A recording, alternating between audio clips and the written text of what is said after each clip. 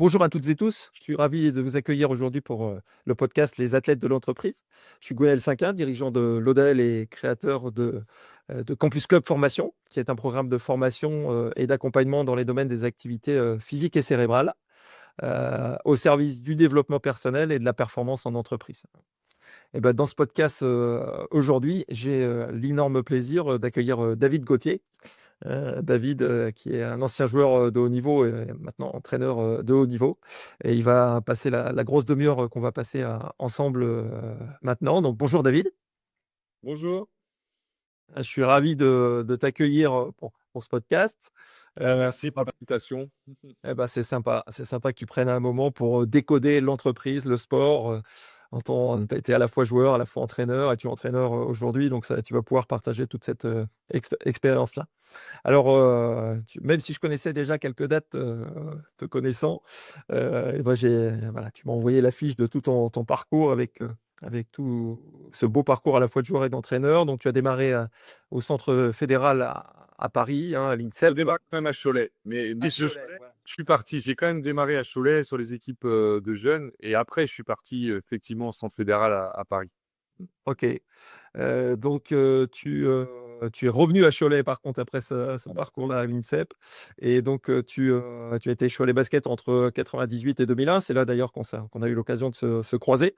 Et avec une très belle saison 99-2000, où tu as été le meilleur espoir, hein, du club de Cholet Basket. Et tu as eu l'énorme privilège de gagner l'un des premiers titres de Cholet aussi, la Coupe de France, voilà, avec l'équipe professionnelle. Tu as poursuivi ensuite sur la SIG de Strasbourg de 2001 à 2004. Tu es revenu à Cholet et tu as terminé ta carrière au BCM Gravelines de Dunkerque dans le Sportica. C'était ça le Palais des Sports qui a malheureusement brûlé depuis. Alors, l'équipe de France a été un peu un fil rouge aussi dans ta carrière, puisque tu as été dans les équipes de France, championnat d'Europe U16, U18, U20. Tu as poursuivi aussi en tant que pro dans les sélections équipe de France A. Aujourd'hui, donc, tu es d'ailleurs assistant à l'équipe de France féminine, hein. On y reviendra pour conclure cette présentation. Et tu as démarré ta carrière d'entraîneur à l'UFAB, à l'Union féminine Angers Basket, hein, qui est montée de la Ligue, la deuxième division jusqu'à la Ligue, la LFB, hein, Ligue féminine de basket, en première division. Et ça a été un tremplin, en gros, pour aussi prendre voilà, le poste d'entraîneur à l'ASVEL, le LDLC, puisque c'est le naming de l'ASVEL, hein, le partenaire principal de l'ASVEL entre 2022 et 2024. Et d'ailleurs, dans ce passage-là, tu as été à la fois champion de France, vainqueur de l'Eurocup et élu. Et c'est pour ça que c'est un vrai privilège pour moi de t'accueillir aujourd'hui. Élu meilleur entraîneur, hein, de la Ligue féminine de basket en 2023. Et donc, tu as été l'un des artisans de ce magnifique parcours de l'équipe de France féminine lors des derniers JO, hein, qui s'est joué à quelques centimètres pour le dernier shoot. Euh, voilà, contre les États-Unis, ça s'est joué à très peu de choses. Et nos filles, avec leurs entraîneurs, voilà, on fait vraiment une belle prestation.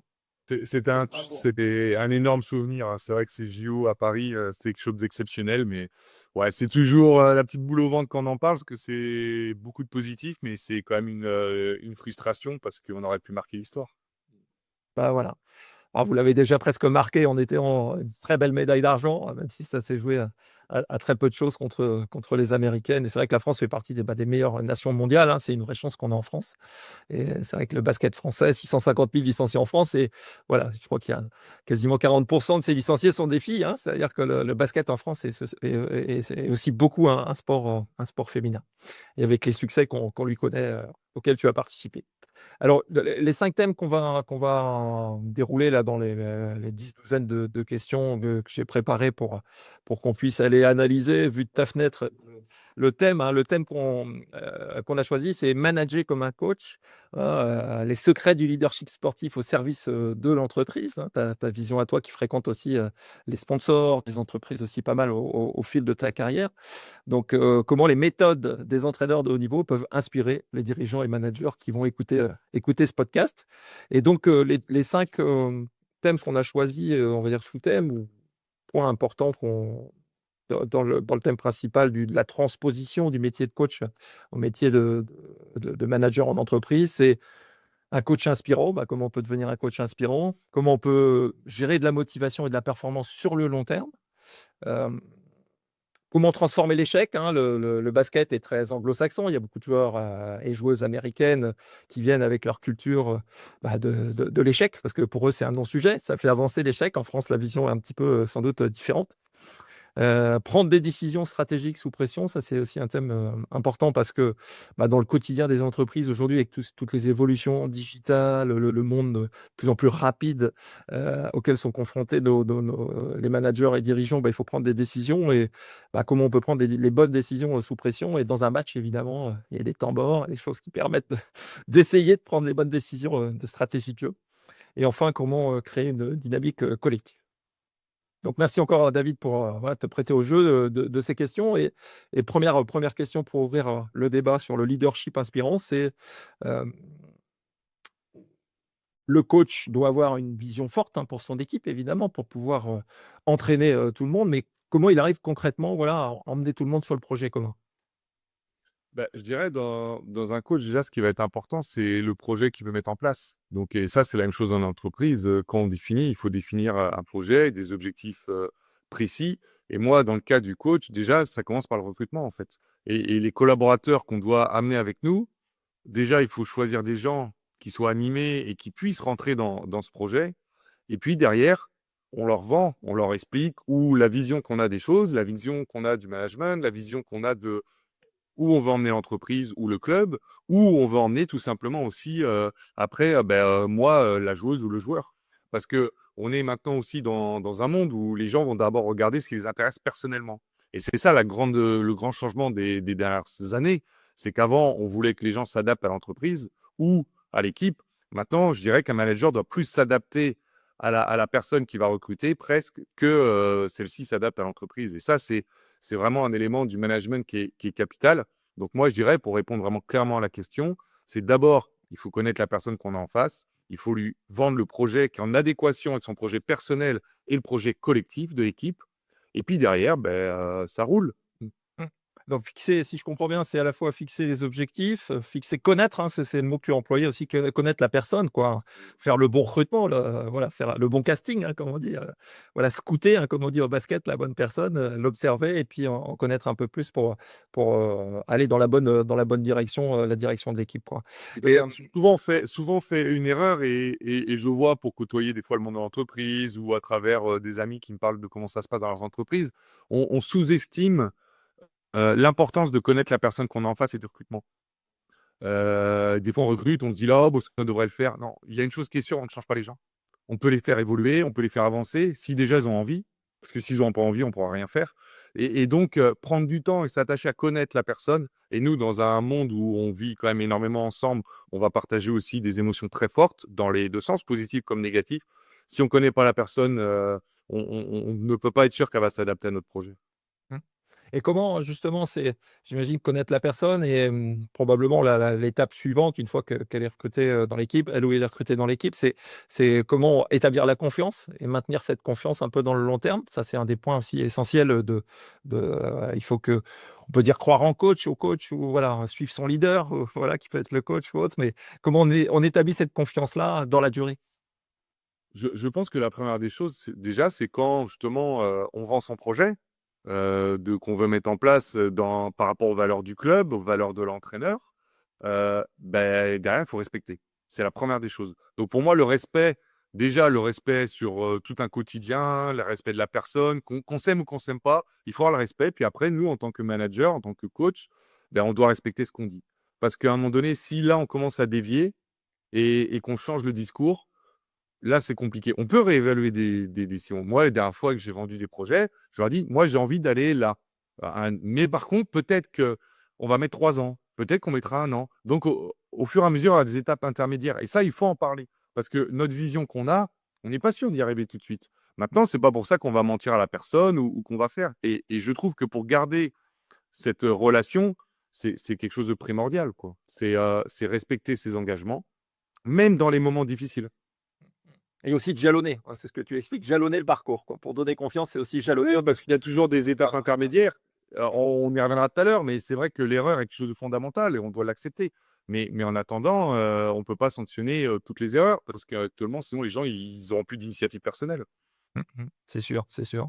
Et pour conclure le chapitre, on va dire, du leadership inspirant, un bon leader, qu'il soit coach ou manager, un coach on va dire dans le sport ou manager dans l'entreprise, bah, parfois le coach, il doit se mettre un peu presque en retrait, hein. Je me rappelle, avoir écouté un podcast de Vincent Collet à l'époque qui dit, bah, à la mi-temps, je ne sais plus quelle compétition où Tony Parker prend la main. C'est lui qui prend la main et le coach se met en retrait. C'est-à-dire que c'est aussi un exercice quelque part en étant coach de pouvoir se mettre en retrait et de favoriser l'autonomie aussi de l'équipe. Et ça, il y a eu des vraies évolutions sur le sujet, quoi. Ouais, après, chaque entraîneur ou manager est différent. C'est vrai qu'il y a plusieurs années, dizaines d'années, peut-être 20 ans, on était beaucoup sur des managements directifs où le manager il disait fallait faire. Maintenant, ça évolue, mais j'ai envie de dire, c'est aussi la personnalité du manager qu'il a envie de mettre en place qui correspond aussi avec qui il est. Et moi, c'est vrai que par rapport à ce que disait Vincent ou ce que tu parlais, moi, je suis plus comme ça. Et je pense que le manager aussi, des fois, il doit être capable de mettre son ego de côté, parce qu'on n'en a pas encore parlé, mais que ce soit dans une entreprise ou dans une équipe, l'humain, l'ego, ils sont fondamentaux. Et si à un moment donné, nous, en tant que manager, on veut toujours avoir le dessus, je pense, maintenant c'est la vérité à moi, donc allez, aucun cas sûr, mais moi en tout cas, je travaille comme ça. Il faut être capable de s'effacer parce que dans les moments difficiles, on parlait d'urgence, dans des moments difficiles, nous sur le côté, on peut rien faire ce qui se passe sur le terrain. À un moment donné, quand un manager envoie ses commerciaux sur le terrain, il a beau leur dire tout ce qu'il veut, il va pas pouvoir interagir sur ce qui va se passer quand ils auront les clients seuls face à face.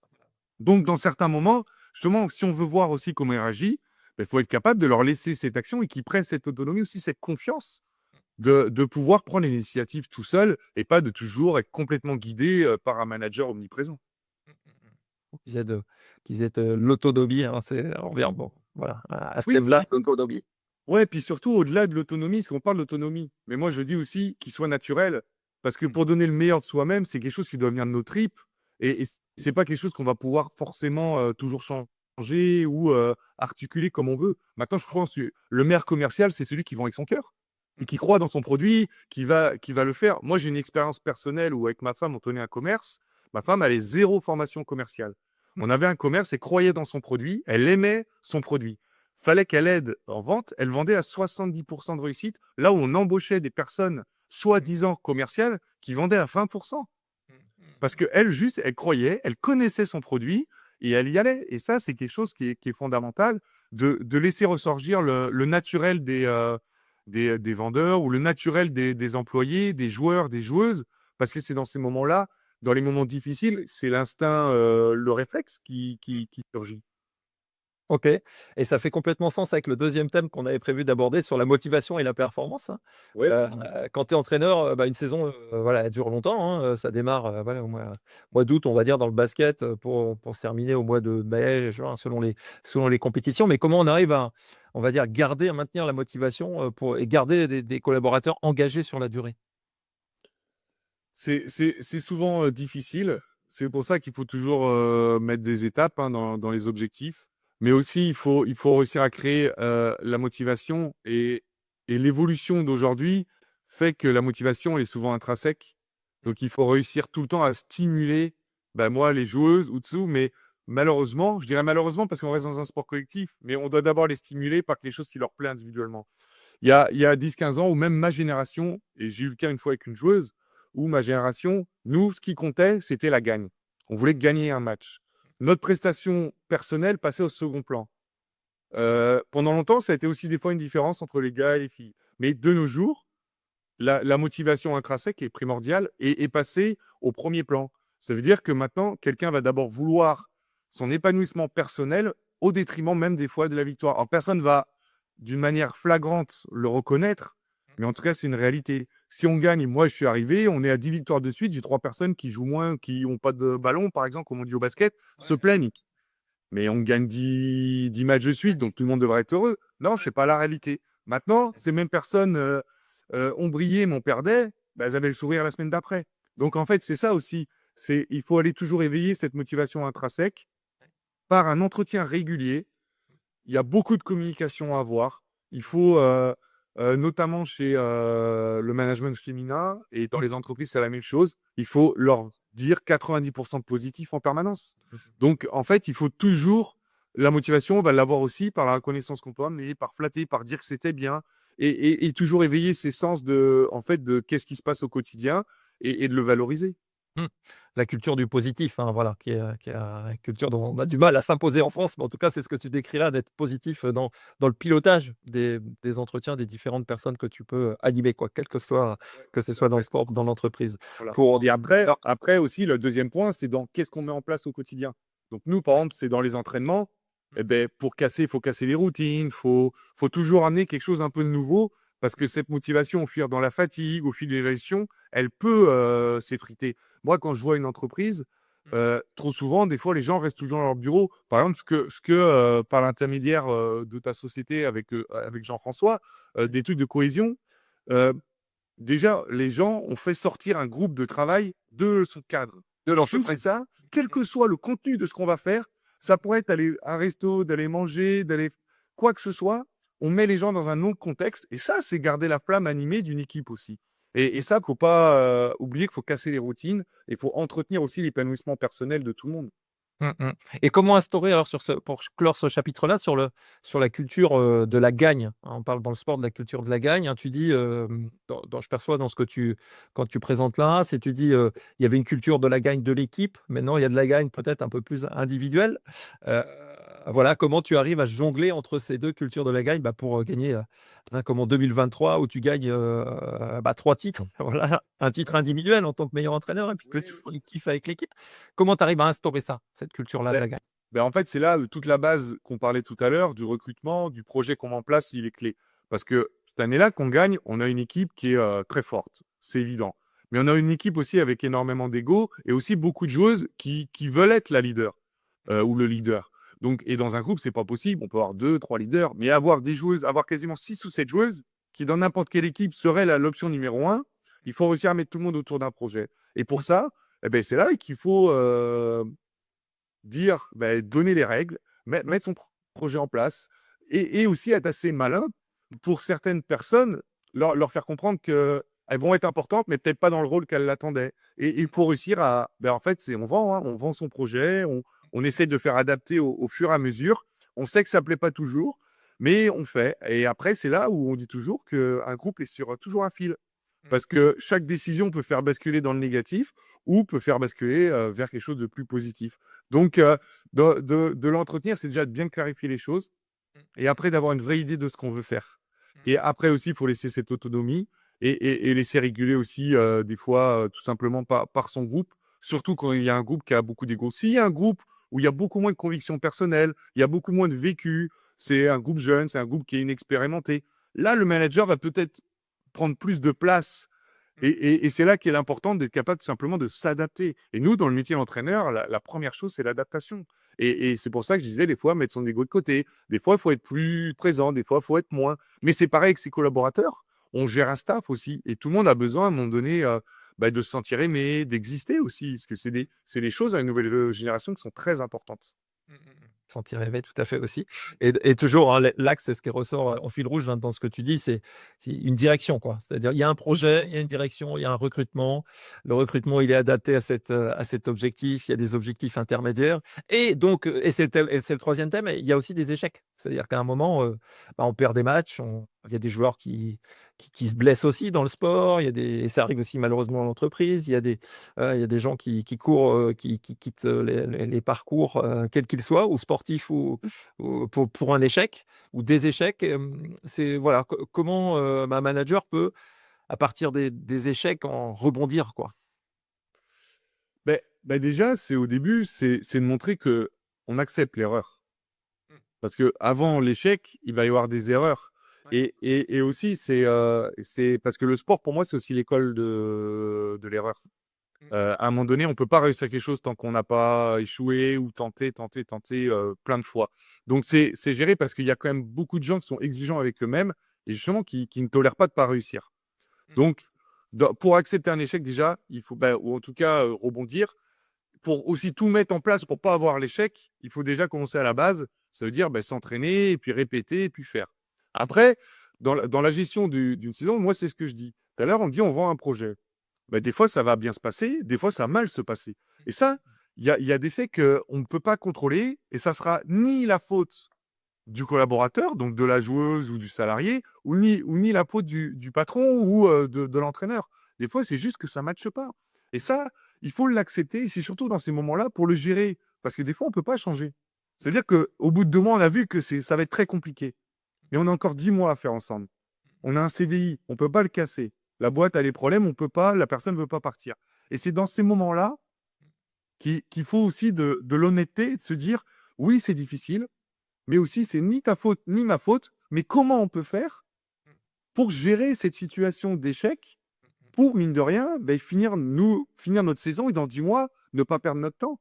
Et c'est là qu'il faut toujours aller restimuler et retrouver, parce que l'échec est permanent. Après, l'échec dans la fin d'une saison est différent d'un échec qu'on va retrouver dans une saison. Dans une fin des saisons, on fait un bilan, on fait un constat. Et je pense que pour gérer aussi un échec, il faut savoir reconnaître ses erreurs. Parce qu'il n'y a pas d'échec sans responsabilité collective. Bien sûr, bien sûr. Alors, dans le sport, c'est souvent la faute du coach. On est le premier fusible. Dans une entreprise, je ne sais pas si on va toujours mettre le manager direct, parce que c'est vrai qu'il y a des contrats, il y a des choses qui font que c'est toujours plus dur de changer. Nous, on a des contrats de 2 ans. Donc, c'est très facile de changer. On a un fusible ultra facile. Mais je pense que si on veut bien le gérer, en manager aussi, c'est des choses qu'on peut anticiper auprès de sa hiérarchie, auprès de ses collaborateurs, tout simplement de dire, mais à coup pas, moi aujourd'hui, je me rends compte que ce que je vous ai mis en place, je ne l'ai pas tenu, par exemple. Ou c'était trop ambitieux, ou je me suis mal pris, ou j'ai perdu ma motivation. Je veux dire, mais toi aussi, tu n'as pas fait ça. Et c'est là qu'il faut aussi se rendre humain, et l'humain dans tout ça, il est primordial. Parce qu'un manager peut montrer ses faiblesses aussi. Parce qu'en face, du coup, on va aller simuler aussi un peu d'empathie chez notre truc. Et finalement, on va se dire, ah ouais, mais il est honnête avec moi, ce qu'il reconnaît. Puis c'est beaucoup plus facile en ce moment-là d'ouvrir. Et peut-être même que c'est là qu'on va pouvoir, par exemple, dans un milieu de saison, aller faire rebondir la situation et peut-être de passer d'un échec ponctuel à une réussite en fin de saison. Ouais. L'école, alors j'aime bien la formule que que je vais te doter, hein, pour mettre dans les formations. C'est le sport, c'est l'école de l'échec. Voilà, des échecs. Et c'est vrai Ouais, que du droit. alors pédagogique. L'école, c'est Valeur pédagogique. c'est l'école du droit à l'erreur. Ouais. Parce que moi, en début de saison, je parle souvent du droit. Parce que, en fait, je montre souvent un document à mes équipes. On a le droit à l'erreur, on a le droit à l'initiative, on a le droit à l'écoute, on a le droit à l'assistance. Et souvent, on s'aperçoit que les gens, ils veulent le droit à l'erreur, ils veulent le droit à l'initiative, ils veulent le droit à l'écoute, mais ils ne sont pas forcément dans l'assistance. Ouais, ok, ok. Et qu'est-ce que tu veux dire par là d'ailleurs, assistance, c'est-à-dire de demander de l'aide ou c'est Non, d'aider les autres. d'aider les autres? Ok, c'est dans le sens où À l'assistance, Ouais. voilà. Le Assistance. quoi à l'écoute, ça veut dire qu'on va vouloir toujours trouver une oreille pour aller se plaindre, pour aller expliquer qu'on n'est pas bien. Mais est-ce que nous, on est prêt avec l'oreille des autres? Ouais, voilà. Ok, ok. Et dans une équipe, c'est ça qui va être important. C'est on doit aussi tolérer l'erreur de l'autre, comme on va accepter, les autres vont accepter sa propre erreur. Mais quand l'autre, il n'est pas bien, ben, on va être content, en tout cas, ou quand nous, on n'est pas bien, on va être content que les autres nous aident. Mais quand les autres sont pas bien, il va falloir aller les aider. Et Et ça, c'est comment souvent. Ouais. Pas simple, mais comment tu fais de manière concrète alors là, parce que ces 4 engagements-là, de droit d'écoute, jusqu'au droit à l'assistance, comment toi tu infuses ce message avec l'équipe et comment en tant que manager on peut le faire dans l'entreprise? Je dirais qu'au début, c'est montrer des exemples. D'accord. Et voilà, au début, parce que quand on le dit, c'est pareil. Alors, j'essaie que mes discours ne soient pas trop longs au début. J'essaie de stimuler sur vraiment 2, 3 choses que je crois d'extrêmement important. Mhm. Donc, ça, j'en parle. Mais par exemple, je ne passe pas 10 minutes à parler de ça. J'en parle. Par contre, après, quand la note arrive et j'ai des exemples concrets, Mhm. eh ben, on essaye de mettre en place. Où j'explique, non, mais tu me demandes d'accepter que tu rates des tirs, par exemple. Mhm. Mais toi, est-ce que tu acceptes que moi, j'ai fait une erreur sur un temps mort, par exemple? Ouais, Parce que la fille n'était pas contente. Ou alors, pour entretenir ça, ouais. et c'est là l'importance de bien connaître son équipe. Et c'est ça qui est la clé. Et souvent, je me rends compte que dans les entreprises, les managers ne connaissent pas leur équipe. OK. Mhm. Par contre, je vais dire, tiens, Gwen, je sais que tu es bienveillant. je pense que ton collègue là, à ce moment, il est pas bien. Moi, j'ai essayé, j'y arrive pas. Je pense que le message que toi, tu lui passerais, il va être plus écouté que le mien. Il faut que tu m'aides pour le bien de l'équipe. Va lui parler. Ok, ok. Mm, Et là, du coup, je vais te sensibiliser, je vais te responsabiliser, je vais te donner de l'importance dans le groupe. mm. Et moi, qui ai d'abord essayé en personnel avec notre collaborateur, en tout cas, par exemple, un autre joueur de l'équipe, Ouais, ouais. maintenant, je vais essayer de faire passer le message par quelqu'un d'autre. Ok. Et peut-être que tu vas me dire, non, mais j'en ai déjà parlé parce que tu étais quelqu'un de bienveillant. Euh, Ça va venir. Peut-être par contre, toi, fais juste cet effort ou laisse-le tranquille. Et puis c'est là que moi, je vais me nourrir aussi des avis des autres. Parce Ouais. que forcément, un manager n'a pas la science infuse. Il y a toujours Bien sûr. des problèmes, quoi. Et dans l'autre cadre, qui est très important, que je mets dans le début, où il faut faire comprendre à tout le monde, c'est que moi, j'accepte les avis de tout le monde. Et c'est pas parce qu'on n'est pas d'accord que l'un ou l'autre a tort ou raison. Raison. Et moi, je prends souvent l'exemple du 6 ou du 9 Ouais. qui est dans les méthodes, alors qui est très simple. Mais en même temps, le management, si on veut se le rendre simple, on, on va se... Alors simplifier, mais on va surtout se créer beaucoup de choses positives. Et quand on leur montre, moi je montre en début de saison le 6 ou le 9, c'est juste de dire qu'à un moment donné, moi je vais avoir ma vision, vous aurez la vôtre. On a toujours raison. Et là, il faut dire, donc, accepter la vision du partenaire, du coach, du président, des gens différents. Maintenant, moi ici, je suis le manager et on va appliquer ma vision. C'est pas que la volée est pas bonne, c'est que moi, mon job, c'est d'avoir une vision pour l'équipe. Et on va suivre celle-ci. Ok. Et le 6, le 9, alors tu fais concrètement l'exercice comment? Sur le terrain, dans les vestiaires? Tu dessines le 6 au sol? Comment tu fais? Alors, j'ai une petite, quand je fais en début de saison, en général, je fais une petite réunion justement sur un peu comment je vois.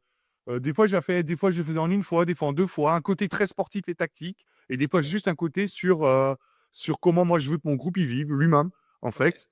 Et j'ai la petite photo que j'ai dans mon ordinateur du 6 et du 9 avec Ok. des deux Avec petits la liste personnages.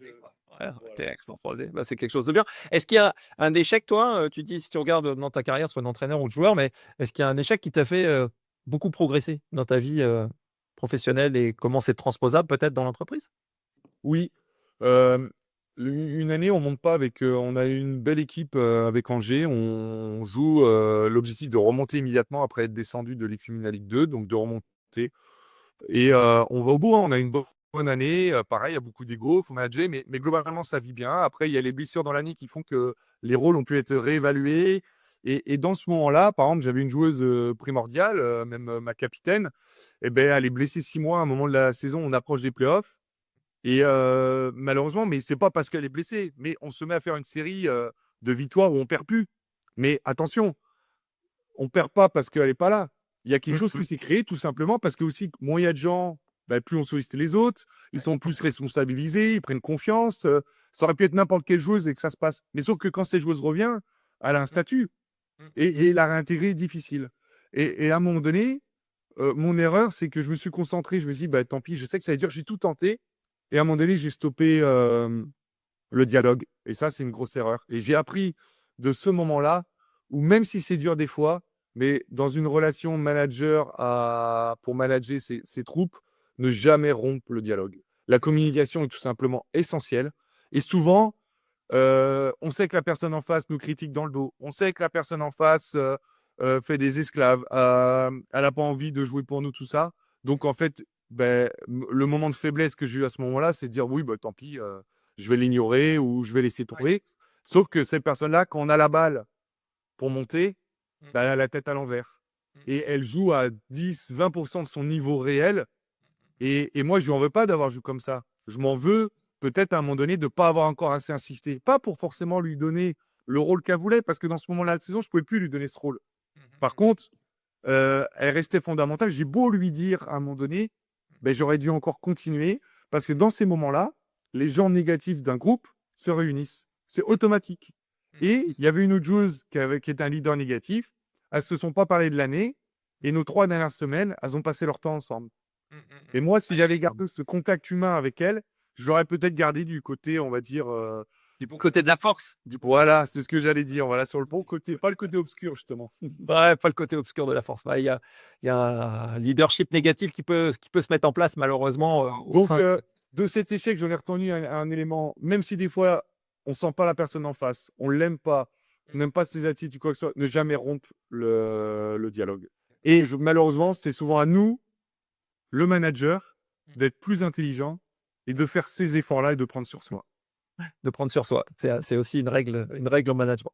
Allez, on passe au quatrième thème, sur les décisions stratégiques sous pression, hein. Comme j'évoquais tout à l'heure, hein, les managers en entreprise ont énormément d'outils, reçoivent des dizaines de mails, euh, ont la sollicitation permanente des gens qui ont un état d'esprit voilà, qui peut être un peu perturbé par une situation ambiante. Alors voilà, ça crée de la pression dans un match. La pression est dans une saison, hein, elle est constante, hein, la pression sur les coachs. J'ai connu ça à une époque, hein, la presse, qui est quand même un élément qui a pas forcément les entreprises, qui est quand même un élément de pression aussi. Bon, il y a les réseaux sociaux maintenant. Enfin, voilà, la pression, elle est énorme. Mais comment on peut prendre les bonnes décisions stratégiques, hein, quel conseil tu donnerais, toi, et au regard de ton expérience, quand tu étais sous pression? Ouais, de mon expérience, mais ce que je vois aussi de mon entourage, ce qui peut se passer dans des entreprises, euh, il y a beaucoup de choses. Déjà, il faut maîtriser tout ce qui est maîtrisable. Parce que dans n'importe quel métier, il y a toujours une part d'imprévu. Euh, et nous, dans le sport aussi, elle est énorme. On dit tout le temps, je me rappelle mes premiers moments quand j'entraînais, des fois j'expliquais à mes dirigeants ou mon président, je dis, mais vous vous rendez pas compte, dans notre temps, la gestion de l'imprévu, des fois, c'est peut-être 30 à 40% du temps. Mais ça, c'est quelque chose qui n'est jamais marqué sur une fiche de poste. Donc finalement, cette gestion de l'imprévu, il fait qu'un manager dans une équipe, mais aussi s'il n'est pas bien entouré dans une entreprise, il se retrouve la tête sous l'eau. Donc, la première chose, pour moi, il y a la gestion du temps. Oui, ok. C'est primordial. Je vois trop de managers dans l'entreprise qui ne passent plus de temps, qui ont plus de temps pour, euh, pour tout simplement s'occuper. Parce qu'en plus, l'employé demande de plus en plus de temps de passer tout simplement, même des fois un moment informel, d'être là, de dire bonjour, d'organiser quelque chose, parce qu'on a la tête sous l'eau. Donc, pour moi, cette gestion du temps, elle passe déjà par bien s'organiser et avoir une maîtrise parfaite de tout ce qu'on peut maîtriser. Souvent, je parle, moi, la ligne de la vie, qui est la ligne d'une saison, aller droite, on a envie d'aller en haut. Sauf que il y a beaucoup de choses qu'on peut maîtriser. C'est-à-dire la connaissance par exemple, connaissance de ses joueuses, connaissance de ses systèmes, connaissance de son environnement, connaissance de l'adversaire, nous, par exemple, dans le sport. Et tout ça va permettre d'essayer de rester le plus près possible toujours de saluer. Et tous les imprévus nous vont nous faire dévier et ralentir. Maintenant, si au moins déjà tout ce qui est maîtrisable et ce qu'on peut anticiper, on l'a fait, ça va permettre dans le moment où il faut faire un choix, déjà de réduire le nombre de possibilités et de simplifier la prise de décision. Après, dans cette gestion du temps, il y a aussi quelque chose qui est primordial et moi que je me suis rendu compte au fur et à mesure, c'est d'arriver le jour J ou le jour important le plus frais possible. Ça veut dire pas trop fatigué. Moi, par exemple, j'ai tendance dans mon mode, je vais surcharger un début de semaine pour alléger une fin de semaine. Ok. Pour que le jour où j'arrive au match, j'ai pas 50 choses dans la tête, que je sois lucide, que je sois reposé, parce qu'à un moment donné, quelqu'un qui est sous pression, s'il y a en plus de la fatigue, un manque de sommeil, plein d'éléments parasites dans la tête, la décision, il y a beaucoup de chances qu'elle soit mauvaise en fait, et que notre réaction, on va être plus irritable. Donc, du coup, dans de la frustration, dans de l'irritation, on est amené à prendre une décision qui sera, je pense, moins bonne, pour l'avoir aussi vécu. Moi, je suis pas quelqu'un qui est de... Et ça, c'est mes coachings de jeunes qui m'ont appris. Je suis pas quelqu'un de... Comment dire? Je suis plutôt quelqu'un de calme. Je suis pas quelqu'un qui va s'énerver sur tout le monde dans un match, aussi bien ses joueurs, ses joueuses, ou de l'arbitrage, par exemple. Et on sait que le coach, l'arbitre, il y a toujours des relations. Et une fois sur un parcours avec une jeune équipe, U15, euh, j'avais une semaine où je suis pas quelqu'un qui fait, mais j'étais sorti deux, trois fois, j'avais une semaine un peu chargée. Je suis arrivé au match fatigué. J'ai dégoupillé. J'étais pas moi-même. J'ai fait quelque chose où j'avais honte de moi. Mais après, en analysant ma fenêtre, ma semaine, c'est juste, je me suis dit, non, mais en fait, c'est pas d'homme, mais en fait, t'es arrivé trop fatigué. J'étais parti parce que j'avais deux, trois compétitions. J'avais été toute la semaine parti sur une autre compétition. Je reviens, je reprends mon équipe. Je les ai pas vus de la semaine. Je suis fatigué, j'ai pas dormi. Et ben, ça a amené que j'ai fait quelque chose que je n'ai pas aimé, qui n'était pas bien. Mais en fait, c'est tout simplement après, ça s'est jamais reproduit, mais ça s'est jamais reproduit parce que j'ai fait attention à jamais arriver dans un état de fatigue comme ça. Et ça, c'est quelque chose qu'on peut contrôler. Et ça va nous aider à prendre la bonne décision dans le moment présent. Donc, si je comprends bien, c'est dans ce que tu dis, c'est un, adapter la charge de travail, hein, comme tu dis, par exemple, dans la compétition, enfin, dans le basket tel que tu l'as fait, je charge plutôt le début de semaine, je suis plutôt light parce qu'on va vers le match en fin de semaine. Deux, ce que j'entends aussi, c'est avoir un agenda, une planification aussi, qui te ménage des temps de repos, enfin, voilà, de sommeil, hein, ce qui est essentiel évidemment pour qu'on soit en pleine forme, et aussi d'organiser tout ça, quoi. Ça s'improvise pas, c'est-à-dire Mais de bien sûr. border ce qu'on peut border, quoi. Voilà. Ben oui, parce qu'il y a toujours des choses qu'on ne pourra pas contrôler. Et, Mmh. et si on veut, ben, dans ce période de temps, être capable de réagir le mieux possible pour son équipe, son Mmh. entreprise, Mmh. ben, il faut avoir déjà une connaissance parfaite de la situation Mmh. Mmh. et puis arriver dans un état de fraîcheur pour prendre la bonne décision. Je vais prendre un exemple. Un manager qui doit annoncer à, à un collaborateur qui doit le licencier. Mmh. Mmh. Il y a de grandes chances que le manager passe une mauvaise nuit la nuit d'avant. Ouais. Mmh. Parce que c'est facile pour personne d'annoncer ça. Mmh. Mmh. Maintenant, c'est-à-dire qu'il faut des arguments solides, il faut maîtriser, il faut tout.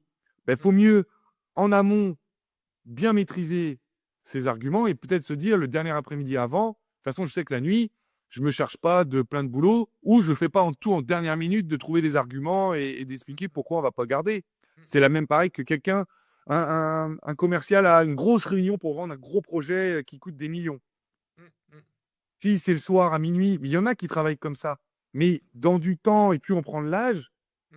on n'est pas, oui, un jeune va se dire, il va bosser jusqu'à 3 heures du mat pour fignoler sa présentation. Et je pense que l'expérience amène dire, une semaine avant, ton truc, il est carré. Et justement, tu prends du temps peut-être pour appeler deux, trois collaborateurs. Qu'est-ce que tu penses de ça? Et tu fignoles, mais vraiment, des trucs 2, 3 jours avant. Et la veille, tu passes un bon resto, tu fais un truc pour te décharger, passer du temps avec ta famille, faire une chose très simple pour le lendemain, tout donner pour déchirer ton projet, quoi. Mmh. Mmh. Mmh. C'est clair, faut aussi s'inspirer, c'est ce que tu dis, de pas s'inspirer, mais aussi, s'aider des autres. Enfin, quand tu expliques ça, c'est-à-dire que plus on a anticipé, plus on a préparé, plus on a des chances que ça se passe bien déjà, hein. On se projette, il y a de la projection mentale aussi de dire, voilà, mon dossier, il est super bien prêt, donc quand je vais le présenter, déjà, je me projette dans ce rendez-vous-là, je sais que ça va bien et je peux m'appuyer aussi et demander des expertises, hein. Vous les sportifs, vous avez une chance énorme, c'est qu'il y a un truc qui s'appelle l'entraînement. C'est-à-dire que j'avais calculé une fois en me disant que finalement, bah, 5% du temps, tu es en match et 95% tu Ouais, t'entraînes. tout à fait. Malheureusement, dans les entreprises, c'est plutôt 95% tu es dans le match et puis 5% tu t'entraînes quand tu te formes, hein, dans des formations ou autres. Alors, c'est quoi ton idée Ouais, là? mais non, mais bien sûr, mais en fait, ce qui permet, mais c'est ce qui est plus dur aussi dans le sport, c'est que du coup, le côté passionnant, il est que 5% du temps. Ouais. C'est le côté qui te donne des émotions exceptionnelles. Et c'est là tout l'important de ce qu'on a parlé tout à l'heure, de garder la stimulation, de garder. Mais dans une entreprise, c'est pareil. Il y a combien de boulot? Ils arrivent tous les jours à 9 heures, on fait ça, on se met à son bureau, on fait. Et ils sont 10 dans un bureau parce que maintenant, les open space, c'est à la mode. Ouais, ouais. Et puis, soit ils osent même pas trop parler, parce que le patron, il va dire il y a trop de temps, ou alors c'est l'extrême, il y a trop de convivialité. Mais trouver ce juste milieu. Moi, je pense que c'est là qu'il y a plein de choses à faire. Je crois qu'on va y venir après, mais voilà, pour gérer des choses comme ça. Mais comment on peut entretenir par des choses simples une petite cohésion, mais on en reparlera après. Et c'est là que le manager, il doit, dans son temps, garder du temps pour ses collaborateurs. Et ça, souvent, c'est des choses qui ne sont pas comprises dans les entreprises, qu'on dit, bah oui, mais à un moment donné, si on met déjà un manager, il a 50 heures occupées à la semaine juste à ça, et finalement, dans la gestion de son personnel, il n'y a que 2 ou 3 entretiens. Non, il faut du temps informel. Il faut pouvoir prendre un café ensemble. Il faut pouvoir amener les croissants le matin et se dire, on prend une demi-heure autour de croissants. Et c'est tous ces moments-là qui vont aussi souder une équipe. Moi j'ai des exemples où je vois de managers. Et l'autre jour, j'ai fait une intervention sur le management. Et à la fin, un patron d'entreprise, il m'a dit Ayon, tu as parlé du basket, j'aurais pu mettre à la place de basket le nom de mon entreprise. C'est tout ce qui se passe dans mon entreprise. Et il m'a dit aussi c'était une petite entreprise avec le manager qui était le patron, qui, qui, euh, qui a développé avec beaucoup de proximité avec son personnel. Parce qu'au début, c'était petit, il avait du temps, mais du coup, ça crée une super relation, une super équipe. Mais ils ont grandi trop vite, il ne s'est pas structuré comme il fallait pour l'accompagner. Et à un moment donné, tous ses collaborateurs lui ont proposé d'avoir changé. Mais en fait, changer, c'est qu'il n'avait plus le temps de passer du temps avec eux. Et ça a été un point de non-retour. Et il s'est rendu compte, en fait, que lui, il n'a pas assez anticipé le fait qu'il fallait qu'il reste disponible pour ses équipes. Ouais, pour ces Parce que ses équipes, justement, d'avoir le patron disponible, qui était patron et manager, c'est on leur montre de l'intérêt, on leur flatte leur ego, on écoute aussi des fois leurs problématiques, et ce qui permet de les anticiper et de répondre aussi des fois à des problématiques. Et lui, il a dit, j'ai trop grossi. Et ça a été à un tel point qu'il m'a dit, j'étais obligé de changer toutes mes équipes. Parce que ça crée de tels problèmes qu'il n'y avait plus de machine en arrière possible. Mais par contre, Recréer, voilà, il ne pouvait pas forcément. vu qu'il est devenu plus gros, il a réorganisé. Et Ouais. dans sa réorganisation, il a appris à déléguer Ouais. pour garder un temps pour la gestion de ses équipes. Prendre du temps avec ses équipes, hein, c'est un exercice que je fais faire là quand j'accompagne des managers, c'est je leur fais imprimer leur emploi du temps, en général qui sont des emplois du temps digitaux pour la majorité, en noir et blanc, je leur fais imprimer. Voilà, leurs 3 ou 4 derniers mois et avec les fluos, on va cocher le temps passé dans les différentes activités qu'ils vont pouvoir faire. Et il y a une couleur, c'est combien, enfin, le temps passé avec ses collaborateurs sur les projets, à les écouter, à travailler avec eux de manière collégiale et dans l'écoute. Et parfois, ben, quand on fait l'état des lieux, on se dit: «Ah bah mince, finalement, j'ai fait beaucoup de commerce», parce que voilà, ces petites entreprises, c'est le cas où le patron et le commerçant aussi, il passe finalement peu de temps avec son équipe. Et tout ce que tu as dit depuis le départ de ce podcast, bah, c'est de dire aussi: passer du temps avec vos équipes. Il faut connaître vos équipes et passer du temps avec eux, Voilà. hein. Et pas passer du temps que pour parler du travail. Parce Bah, que bien sûr. finalement, c'est des fois passer du temps pour parler de tout et de rien. On va apprendre à connaître la personne qui va nous permettre de mieux la coacher. On aura moins de conflits et ce temps parce que finalement, tous les managers ont des conflits et des problèmes à gérer. Oui, oui. Et peut-être que Et si les tu as débats, passé et plus les de temps, débats, et voilà. ce même temps, Mmh. on va pas l'utiliser après. Donc finalement, notre emploi du temps va rester le même. Sauf Ouais, qu'un temps, un profit de découvrir, d'apprendre à connaître ses équipes, ouais. on aura moins de temps de gérer les conflits. C'est clair, c'est clair. Alors, dernier point de cette première partie du podcast, c'est, créer déjà on a abordé, une partie de ça, mais créer une dynamique collective et performante, hein, alors, tu as parlé de fiches de poste tout à l'heure. Je ne sais pas si ça existe les fiches de poste d'ailleurs, quand vous êtes entraîneur, vous pro, vous signez une fiche de poste en disant parce qu'un coach, bon, on voit à peu près de quoi on parle, mais est-ce que vous avez, les clubs vous font signer d'ailleurs une fiche de poste? Ça dépend les clubs, ça dépend. Ça Pas dépend. forcément, on sait ce qu'on a, en tout cas, c'est clair, mais il n'y a pas forcément le formalisme d'une fiche de poste précise. OK.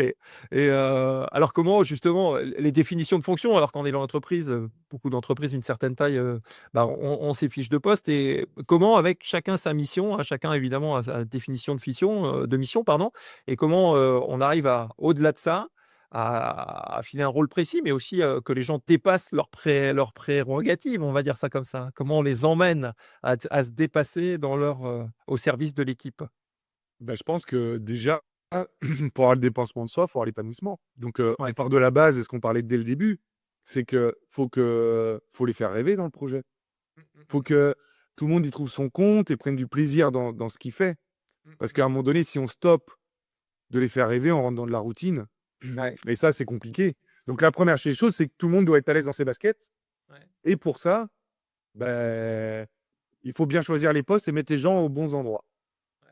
OK. On va pas revenir sur le recrutement, tout ça, mais pour moi, ça reste la base de tout.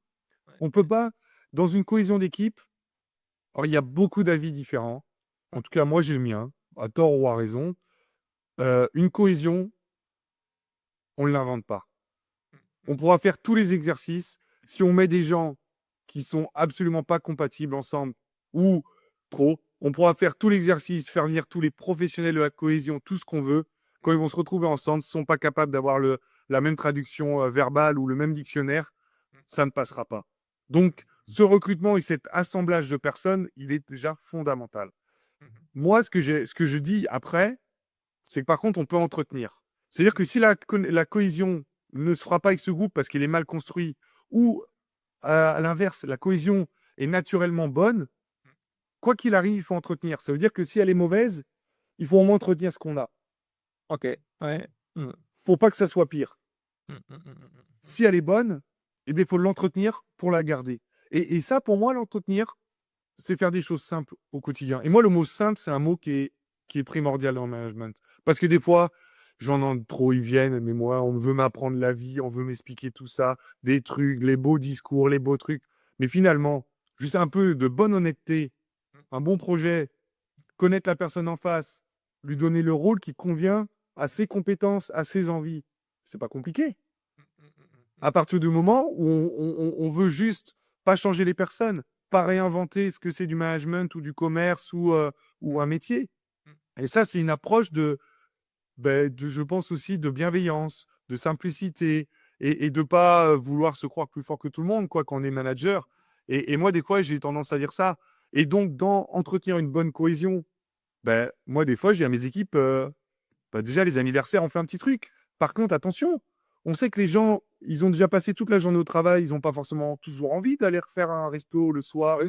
Ou en attendant, dans un groupe, il y a peut-être sur les 10 personnes, il y en a 5 qui adorent sortir et qui n'aiment pas être chez eux. Puis il y en a 5 qui, c'est dur parce qu'ils aiment bien avoir leur soupape de compression, de décompression, pardon, d'être seul. Eh ben, le compromis, c'est peut-être se dire, allez, on fait amener quand même quelqu'un à chaque fois, un petit gâteau, une bouteille, ça prend un quart d'heure à la fin. Ceux qui veulent rester 1 heure, ils restent 1 heure, mais au moins pendant 15 minutes, on a tous partagé. Moi, je suis né le 8 janvier. Dans mes équipes, le 8 janvier, j'amène toujours les galettes des rois. Et je dis, celui qui a la fête, viendra mettre une galette. Ben, au moins, pendant un mois, ça nous entretient. Voilà, ça entretient une petite chose. Quand c'est. Une fois, j'avais une joueuse du Pays-Bas. J'ai fait moi le gâteau. Il paraît que vous avez fait des super gâteaux là-bas. Gâteau basque, le gâteau basque. Voilà. Et ben, elle dit, ah, un jour j'en ferai. Alors, on a fait 5 ans, mais une fois, elle est venue avec son gâteau. Elle l'a fait elle-même. Ben, tout le monde a été impressionné par ce qu'elle a fait. Mais c'est pareil. On fait faire les choses par les gens. C'est dur, mais en attendant, ça montre aussi qu'elles ont pris du temps pour les autres. Et c'est des choses très simples, mais aussi c'est des choses qui montrent aussi les valeurs des uns. Et derrière, on va pouvoir discuter. Ah, mais comment tu fais ça? Moi, l'autre jour, j'ai essayé de faire ça. Et puis, en fait, on rapproche les équipes.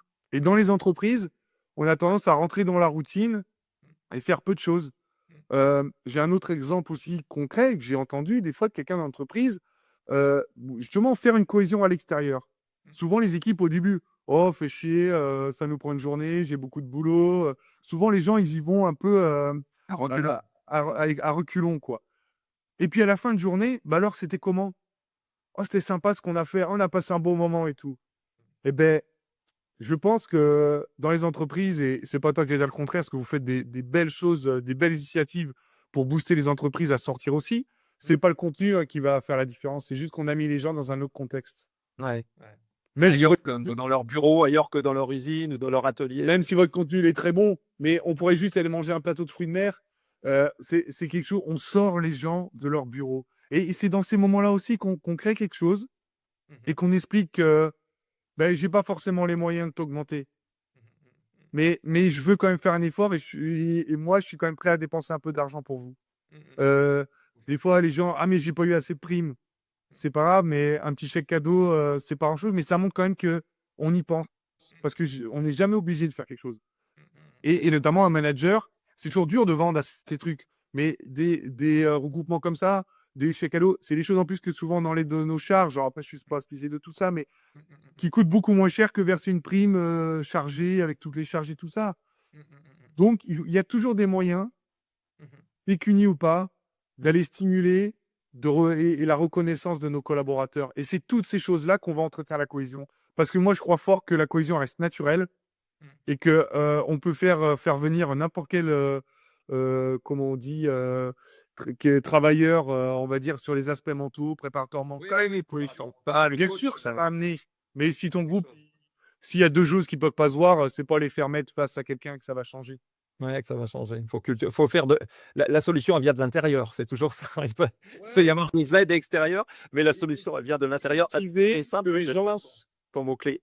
ouais, et cultiver que les gens aient toujours des petites interactions, Ouais. même si elles s'aiment pas, même si on s'apprécie pas, mais autour de choses toutes simples. Et c'est vrai que des fois, amener une bonne bouteille.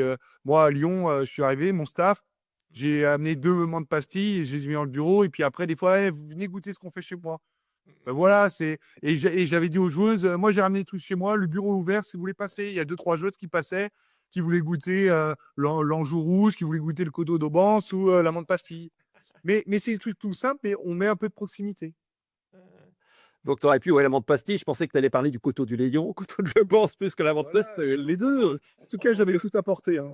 Ah, tu avais tout apporté. Il y avait tout ce qu'il fallait. Bon, super. On a bouclé nos 5 thèmes, hein. Je te remercie encore pour voilà, tous ces témoignages-là et tout ce qu'on a pu échanger pendant ces 5 thèmes. Je retiens voilà, la culture aussi des différentes expériences parfois négatives qui emmènent à des échecs et que le sport emmène à ça et apprend à ça d'ailleurs. C'est une des valeurs du sport, hein, qu'il faut évidemment, dont il faut s'inspirer aussi en entreprise, de donner la direction, d'y aller par étapes, hein, de cultiver aussi avec des choses simples, c'est-à-dire l'animation de l'équipe, de s'adapter, hein, c'est un des grands messages que je retiens de ce que tu as dit aussi, s'adapter aux différents joueurs, s'adapter aux différentes joueuses, hein, qui sont aussi au cœur de la réussite et surtout aussi d'avoir un cap, hein, tu dis bien, toi, la construction de la saison aussi, eh ben, quand on construit dans les entreprises, on prépare des budgets, hein, on prépare des objectifs. Et évidemment, on va recruter pour ces objectifs ou missionner des gens à l'intérieur de l'entreprise. Donc, Non, mais pour moi, l'humain est au cœur de tout. Ouais. Souvent, on l'oublie. Et souvent, on l'oublie. Et déjà, un manager montrer ou dire à son groupe que ben, le premier échec, c'est de sa faute. Mm, mm. Moi, des fois, ça m'est arrivé de perdre un match. J'ai dit, il est pour moi celui-là, mes joueuses. J'ai mal géré. Ben, je sais que ça m'est revenu des fois par leurs agents ou par leurs entourages. On t'a dit ça, bah, du coup, avouez que tu remettes en question, que tu bosses, que tu fais ça. Et ça rapproche les liens en plus. Plutôt que de pointer et de crier tout est de votre faute. Bien sûr que des fois, c'est la faute des autres, on va le dire. Mais se mettre aussi à leur hauteur, de temps en temps, ça rapproche. De la même manière que, ben, moi je dis, hein, le droit à l'erreur. Et nous aussi, on a droit à l'erreur. Et c'est vrai que c'est des choses. En tout cas, moi, dans ma conception du management, c'est quelque chose de fondamental parce qu'en plus, je fais partie de ceux qui voudraient dire ces problèmes personnels, on ne les ramène pas au travail. Mais finalement, de mon expérience, je suis le premier à le penser. Hein. Je le dis tout le temps. Moi, je le montre pas. Je vais pas, j'essaie pas de montrer. Mais est-ce qu'on peut être soi-même si on le montre pas? Est-ce que peut-être un jour accepter d'arriver dans le boulot et puis peut-être on parle des récompenses. Quelqu'un qui a super bien bossé un jour qui a un problème. Mais pourquoi un manager ne dirait pas, tu sais quoi aujourd'hui? Tu prends ta matinée, c'est moi qui te la donne. Tu prends pas une demi-journée de congé. Tu prends ta matinée, tu reviens et tu reviens cet après-midi en pleine forme. Tu pleures toute la matinée, tu vas prendre une douche, tu vas courir, tu fais et tu reviens. Et pourquoi des fois on va pas plus sur des managements comme ça, de comprendre les gens plutôt que dire prends une journée de congé. C'est clair. De la même manière que on a réussi un super objectif, le manager il arrive, on a vendu, on a dépassé tous les records de l'entreprise, on est là. Eh, vendredi après-midi, rentrez tous, c'est pour moi. Ouais, ouais.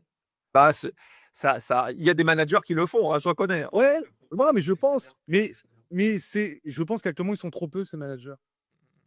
Parce que on va toujours dire ben, les primes et tout le monde attend la reconnaissance.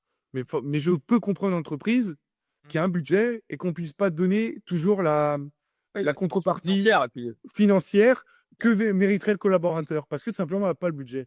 Il y a plein moyens de quand même de lui montrer. faire d'autres choses On que est... l'argent. D'autres choses que l'argent, c'est clair. Alors juste, il y a 2 options pour, 2 bonus pardon, pas 2 options pour terminer. Alors là, c'est pour ça que j'ai récupéré le ballon, et je te passe ce ballon parce que tu as vécu, une journée, avec nous, sur, les ateliers qu'on met en place avec Jean-François Martin, hein, l'ex-entraîneur des espoirs de Cholet Basket et est-ce que tu peux nous en dire un mot? Quels éléments concrets tu as pu, voir durant ces journées ou étudier et quels conseils tu donnerais par rapport à ce que tu as vécu, à l'expérience, nous dire un mot de cette, expérience? Et je pose le ballon. Ouais, non, moi, je suis fan parce qu'en fait, ce que vous avez mis en place avec Jean-François est autour du basket, mais forcément, c'est se servir du vécu de Jean-François dans le basket, tout simplement pour mettre des exercices de cohésion et de la bonne humeur tous ensemble. Et ça, c'est fondamental. Quelqu'un qui a plus une aspiration de foot pourrait servir de ça. À la rigueur, basket, c'est que le support. Ce qui est intéressant, c'est ce qu'il y a au cœur. Et au cœur de ça, c'est tout simplement, on amène les gens dans un contexte différent à collaborer. Euh, quand on est sur des chasses ou je sais pas trop, des palettes, où il faut amener, à un moment donné, il faut faire ressortir un leader parce qu'il faut que quelqu'un communique. Il faut placer les gens au bon endroit, donc ça amène des stratégies. Il faut coordonner de l'importance du leader, mais aussi il faut frustrer personne parce qu'il y en a forcément qui vont être plus empotés les uns que les autres. Donc, en fait, on va comment dire, on va éveiller des sens que les gens ne se connaissaient pas. À la fin, l'exercice un peu, je sais pas, je l'appelle ça de l'araignée, je sais pas le nom qu'a l'exercice, mais il faut mettre tout le monde ensemble parce que s'il y en a un qui tire dans le mauvais sens, on n'arrivera pas à obtenir le Ah, je sais, ouais. commun. Et en fait, c'est génial parce que, alors, je ne crois pas que sur le long terme, on va changer un groupe totalement, mais par la multitude d'interactions comme ça, on va développer et on va créer une atmosphère, on va consolider la cohésion, on va entretenir ou entretenir une atmosphère positive parce qu'on sait que notre groupe, fondamentalement, il s'aime pas. Mm. Voilà. Et j'ai beaucoup apprécié. J'ai passé un très bon moment parce que finalement, là, on est tous un peu nus. Ça Ouais. veut dire que personne maîtrise ce qu'il a, donc on est personne peut tricher, quoi. Et c'est ça. Ouais. Alors après, quand on fait participer, on a eu la chance de t'avoir, on a eu Cyril Akpomeda, on a eu Antoine Rigaudot, on a eu voilà, des anciens basketteurs pro comme toi. Et à chaque fois, on sent quand même, quand on les voit jouer, on a eu Laurent Forest aussi, avec qui on avait travaillé avec les Béliers de Quimper à une époque. Et quand on met ces entraîneurs ou ex-joueurs, etc., sur le terrain, il y a toujours quand même la gagne qui ressort, hein, dans les ateliers qu'on propose, quoi. Il y a cette gagne que vous avez un peu chevillée au corps, vous les entraîneurs et les anciens joueurs, quoi. Ouais, je pense que on l'a beaucoup dans le sport, ce côté compétiteur, parce qu'à un moment donné, on peut pas avancer. Et c'est ce qui nous fait, c'est ce qui nous nourrit, surtout notre génération. C'est de gagner. C'est quelque chose. Moi, je peux dire n'importe quel jeu. Moi, ça m'est arrivé avec mon cousin, on jouait à la console de jeu. D'un coup, je jetais la manette et je me barrais, je rentrais à pied. Il m'avait amené de rentrer à pied parce que de frustration et voilà, parce qu'il y a ce côté compétiteur. Et je dirais aussi.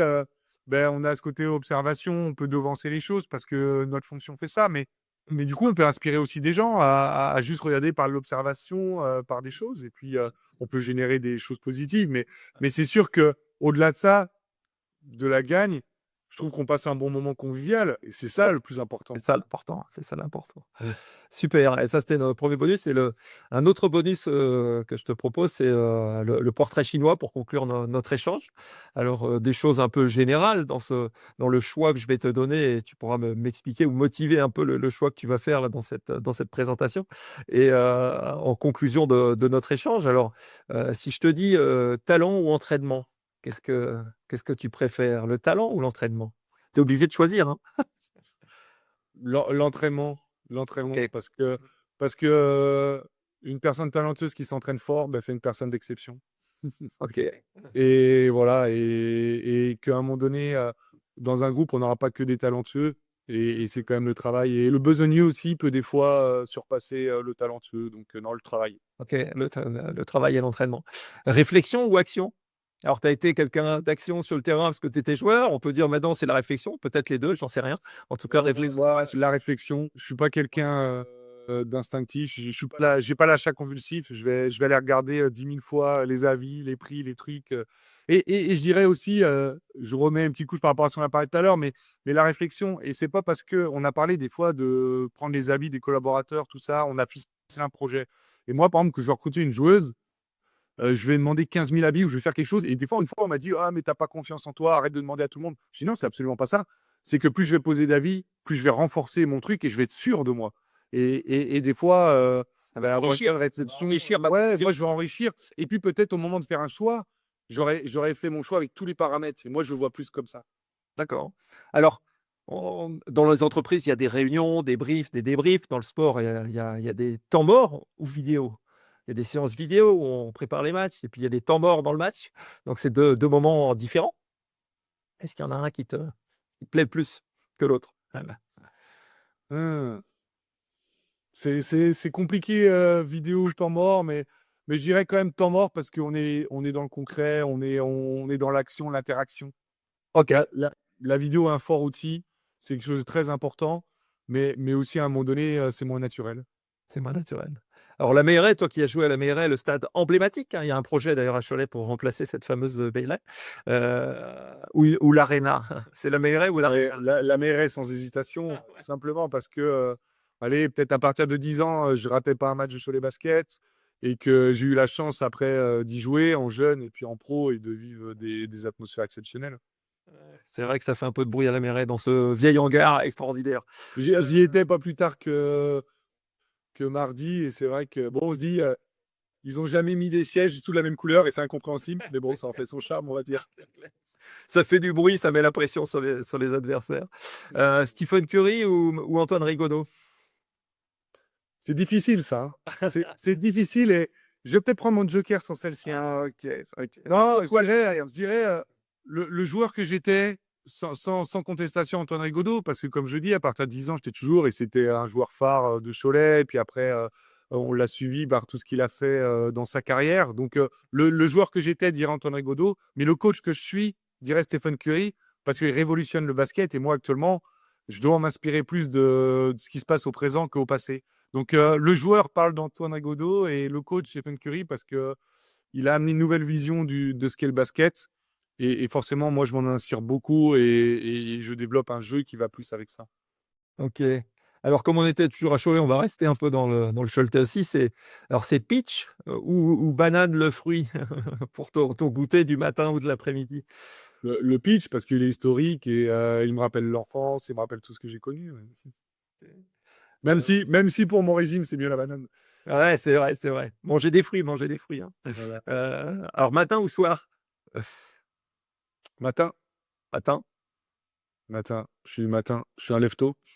ok. Et ça t'apporte quoi d'ailleurs, le fait de te lever tôt? Ça t'apporte quoi dans ton organisation personnelle? Ben, je trouve que le matin, on fait plein de choses, c'est plus calme, il y a moins de sollicitations, le téléphone sonne moins, ou par exemple, et ben voilà, on est plus productif, je trouve. Ok. En tout cas, moi, Ok. parce que j'ai une femme, c'est le contraire, elle est du soir, des fois, c'est pas un facile. Oui, vous arrivez à vous croiser quand même de temps en temps. Ouais, ça va, ça se passe plutôt bien. On a quand même pas mal d'années de mariage. Mais non, non, mais c'est vrai que elle me dira, mais moi le soir, mais c'est pareil, à un certain moment le soir, il y a moins de sollicitations. Mais voilà, c'est différent. Mais en attendant, le plus important, c'est de trouver son équilibre et surtout de se trouver ces moments où on n'est pas sensibilement perturbé, parce que c'est ces moments-là où on perd l'efficacité au travail. Super. Alors, avant-dernière, la LFB, Ligue féminine de basket, ou la WNBA? WNBA, pour faire ça en anglais, en américain. Bah, elle a élevé parce que je suis dedans. Mais en tout Ouais, cas, ils sont en train de faire quelque chose de très beau aux États-Unis. ouais. J'espère qu'on arrivera à en faire que c'est quelque chose pour eux, même un vrai championnat et qui soit comme ça adaptable avec le basket européen. Parce qu'en tout cas, c'est bien de valoriser le sport féminin comme le fait la WNBA. Ok, super. Et la dernière, tu as vu derrière, donc il y a un ballon et puis il y a une tablette de coach avec la stratégie qu'on a mis en place. Alors, je ne sais pas si c'était la stratégie du podcast, mais alors toi qui as été joueur et qui est maintenant entraîneur, alors le ballon, bon, c'est l'outil du joueur et la tablette à côté, c'est l'outil de l'entraîneur. Alors c'est joueur ou entraîneur, ballon ou tablette de coach? Je dirais coach quand même, parce qu'on a plus de mérite dans la réussite quand même. Je trouve que, bon, être joueur professionnel, on a comme une belle vie. C'est facile. Nos responsabilités, on les assume rarement parce qu'on a des contrats et puis souvent on retrouve un contrat quand même. Mais coach, c'est différent. On est souvent comment dire, le disjoncteur. Il faut vraiment travailler beaucoup pour réussir. Encore bon joueur aussi, bien sûr. Hein, faut pas. Mais je trouve qu'il y a plus, il y a une satisfaction supplémentaire à réussir en tant que coach quand même. Mhm. Avec plus de difficultés, Ouais, c'est là, parce que la réussite dans la difficulté, ouais. Ok. Est-ce que pour conclure, est-ce que tu as un mot que tu souhaiterais partager, une phrase ou une citation? Enfin, est-ce qu'il y a quelque chose qui te vient à l'esprit comme ça, pour conclure le thème hein, qu'on avait sur le leadership, voilà, manager comme un coach? Est-ce que tu as quelque chose à partager en conclusion de notre entretien? Non, je dirais que dans le management aussi, ce qui est important, qu'on essaye toujours de se mettre à la place de celui qu'on va manager. Ça peut permettre de mieux le comprendre et c'est quelque chose pour moi d'important et je l'ai répété souvent et moi en tout cas je veux mettre en place un management autour de l'humain parce que voilà tout ce qui vient de l'intérieur, ça veut dire qui vient de soi, du manager comme des trucs, c'est quelque chose de toujours beaucoup plus puissant et beaucoup plus productif parce que les gens en ont envie. Donc voilà, après j'ai pas forcément d'autres choses à rajouter, mais et puis voilà, moi souvent humain, travail, voilà, c'est des respects, moi c'est des valeurs importantes, mais voilà qu'on peut mettre et qu'on peut transmettre aussi. Ok. Alors moi, le mot de la fin, juste, c'est vraiment un mot que je retiens de ce que tu as dit et qu'on partage avec ceux qui vont regarder ou écouter ce podcast, c'est la simplicité. Je pense que d'ailleurs tu es quelqu'un je te connais de longue date et qui respire la simplicité et d'ailleurs ça fait vraiment partie de ton ADN et de ta qualité aussi, hein. Et je pense que dans le management, il faut faire des choses simples. Il y a plein de petites choses qui se font au quotidien et qui font la réussite, quoi. Tout à fait, il n'y a pas très longtemps que ça, j'ai eu des joueuses pour leur vendre un projet et j'aurais juste dit à un moment donné, maîtrisons tous les basiques. Ouais. Et vas-y, Des fois, si on fait ça, déjà, on a acquis beaucoup de choses. Et souvent, et je dis, et moi le premier, j'adore la tactique, j'adore ça, puis on veut toujours en faire quand on va amener ça, mais c'est du temps passé au détriment des fondamentaux. Et les fondamentaux, on dit toujours, c'est la base, c'est la simplicité. Donc voilà, maîtriser tout ce qu'on peut de plus simple, et souvent, ça aide quand même. Ok. Bon, bah, merci David hein, pour ce Oh, merci pour cet temps échange très sympathique. très sympa. On a été un petit peu plus long que prévu, mais c'était tellement riche que voilà, j'imagine que tous les auditeurs ou ceux qui nous regarderont, les spectateurs sur YouTube, apprécieront cet échange. Merci à toi. Merci, merci. À bientôt. Bonne journée.